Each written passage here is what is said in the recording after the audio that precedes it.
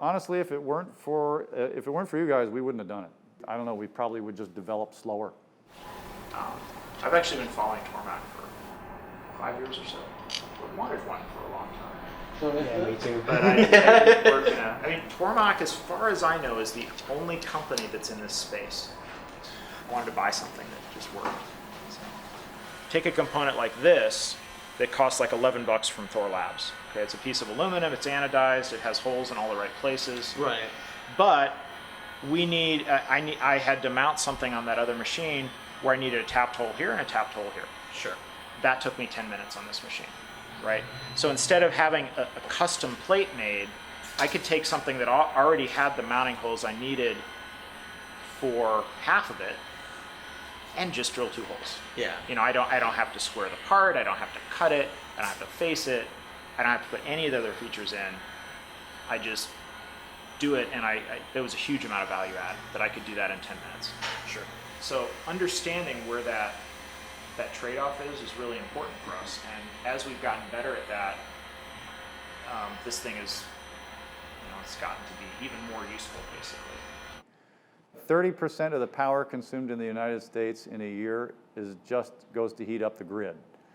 Anyway, so if you had superconducting materials, then you'd just get all that power back. You'd solve the whole power problem instantly. Anyway, so we study superconductivity. A lot of materials, you don't know why they superconduct. And we do X-ray scattering experiments to learn about how they work.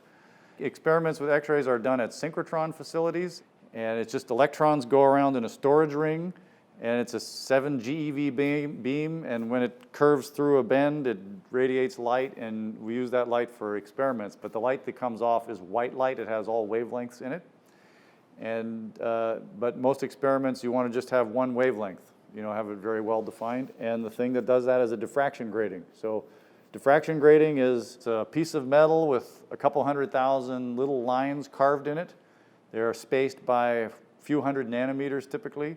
And when you shine light on it, it reflects off, it spreads into its colors. So it's a little bit like a prism, but it's very precise. And then if you just put a slit, then you get one wavelength out, one color. So this is a blank for a diffraction grating. So what we'll do is we'll take this blank, which was provided by our customer, and we'll put it in that machine, and we'll put a very thin gold film, probably about 100 nanometers thick, on it. Then we'll take this blank with the film on it, and we'll put it on our machine, and put a few 100,000 lines on it, each very, very precisely positioned, so that it creates an X-ray optic. And this particular one will be used in a spectrometer at Brookhaven National Lab. We are heavy into R&D. So we're a startup, okay? So we're building new setups. So we actually have one setup now that makes gratings. We're about 30% of the way through building a second one, and it's very different from the first one. And we're pushing up the resolving power. We're pushing up the control over the line shapes. And we are constantly reinventing the instruments. So we are constantly tearing the thing apart, making new parts, putting it back together, and trying stuff. So the thing that we struggled with was turnaround time from shops.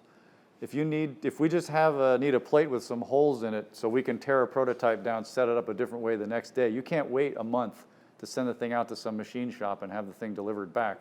Especially if it's something, and it seems pointless, if it's a square thing with a set of holes in the precise locations, why should you do that?